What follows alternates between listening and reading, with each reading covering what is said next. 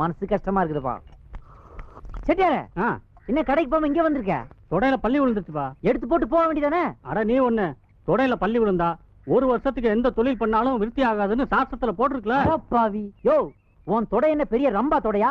அதுல வந்து பள்ளி விழுற அளவுக்கு அதை ஏன்டா ஓபன் பண்ணி வைக்கிறீங்க? நான் பள்ளி சொல்றத கேட்டுதான் நடப்பேன். டேய், பள்ளி என்ன ஒன்ன பார்த்தாடா சொல்லுது சில்லி பையா? ஒரு பள்ளி இன்னொரு பள்ளிக்கு சிக்னல் கொடுக்குதுடா. அதை ஏன்டா தப்பா புரிஞ்சுக்கிட்டு ஏமாந்து போறீங்க? டேய், நம்ம சடங்கு சம்பிரதாயத்தை தப்பா சொன்ன இவனை வெட்டாம டேய். ஏன்டா அறிவுரை சொல்ல வந்தா ஏன்டா உடனே அருவாளை ஓங்குறீங்க? ஏன்டா பள்ளி சொன்னா கேக்குறீங்க, பூனை குறுக்க போனா அவசரம்ங்கிறீங்க, காக்கா கத்துறா கஸ்ட் வருதுங்கிறீங்க. ஒரு மனுஷன் காட்டு கத்து கத்துற கேட்க மாட்டேங்கிறீங்களா? உங்களை எல்லாம் திருத்துறதுக்கு 100 பெரியார்ஸ் வந்தாலும் முடியாதுடா.